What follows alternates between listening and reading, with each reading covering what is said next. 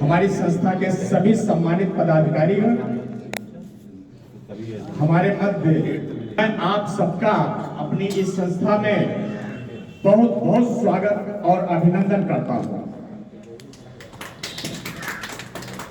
अभी तक जो भी प्रस्तुतियां हुई हैं, चाहे सरस्वती देवी सरस्वती का पूजन वंदन हो, चाहे हमारे आदरणीय संरक्षक जी के द्वारा सरस्वती जी की वंदना हो, और चाहे आदरणीय प्रोफेसर सुशीला सिंह जी के द्वारा अपना काव्य पाठ हो, चाहे श्री राम बहादुर मित्रा जी के द्वारा स्वास्थ्य की टिप्स हो, चाहे श्री केपी त्रिपाठी जी के द्वारा स्वास्थ्य के लिए बहुत सारे सूत्र जो दिए गए वो हो, और अभी अभी जो श्री बालक राम मौर्य जी के द्वारा कुछ गंभीर बातें कही गई वो हो, और साथ ही हमारे बहुत प्रिय और घनिष्ठ श्री उमेश चंद्र श्रीवास्तव जी ने जो पुस्तकों के दान की घोषणा की, मैं उसका भी बहुत बहुत स्वागत करता हूं।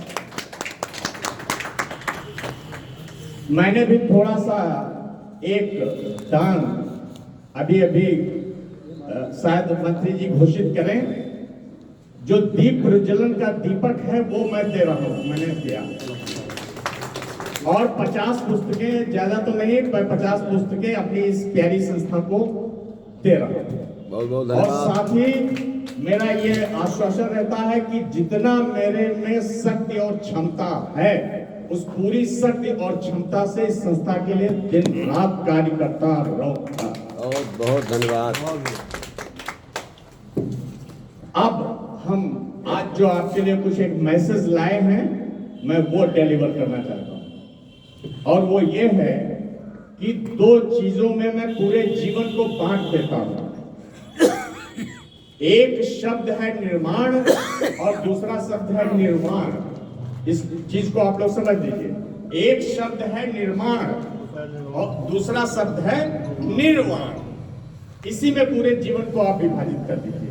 तो जीवन का जो पहला चैप्टर होता है निर्माण का होता है। आप आते हैं जीवन में, ये करते हैं, वो करते हैं, ये खड़ा करते हैं, वो खड़ा करते हैं, यहाँ आप जीतते हैं, वहां जीतते हैं, यहाँ की सफलता, वहां की सफलता, और आप निरंतर निर्माण का कार्य चलते चले जाते हैं। निर्माण का कार्य, निर्माण का कार्य। लेकिन अब हमारी स्थिति उस निर्माण के फेज से अलग जाने की है, जिसको आप निवृत्ति का मार्ग भी कह सकते हैं। क्योंकि अगर अब आप उलझ गए निर्माण के कर्म में, तो फिर आपके हिस्से में एक दुख की श्रृंखला आएगी, चिंताएं आएंगी। वो अब आपका विषय नहीं रहा। वो आप अपनी आने वाली पीढ़ियों को निर्माण का जो कर्म है उनको हैंड ओवर कर दीजिए, और अब आप अपनी चेतना को भगवान में लगाइए, आत्मा में लगाइए, देश में लगाइए, ऊंची चीजों के लिए उसको दे दीजिए, और वहीं से सारे सुख के स्रोत निकलते हैं। कहां से? देखिए, हमें आप में कोई भी महात्मा बुद्ध से बड़ा नहीं है।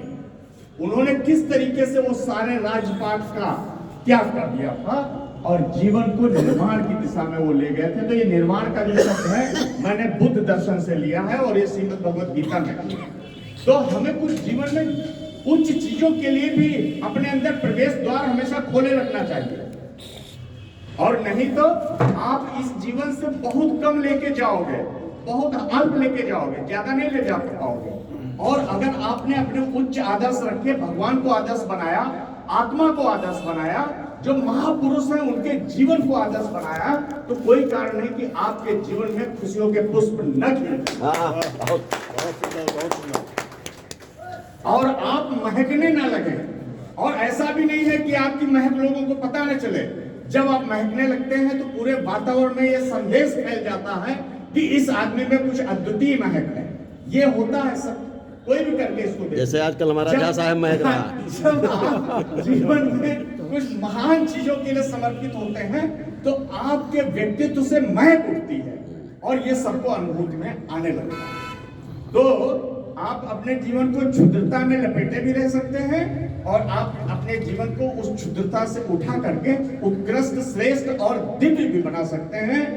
मेरी तो यही जीवन की जो है मेरे जीवन का यही मिशन है, यही मेरे जीवन का उद्देश्य है और मैं यही कर रहा हूँ और मैं सफल हो रहा हूँ। सफल भी हो, और मैं निश्चित सफल रूप हूँ। से सफल हैं। मैं सफल हो रहा हूँ। तो भाई एक बार भरपूर तालियां झा साहब के लिए, सफलता के लिए। भी कहना चाहता हूँ, हमारे संस्था के सभी आदरणीय पदाधिकारी जी इसको थोड़ा अटेंटिवली सुन लें तो बहुत अच्छा होगा। देखिए, किसी भी संस्था की सारी शक्ति उसकी संख्या में होती है और उसकी एकता में होती है। इस मूल बिंदु को आप समझ लीजिए।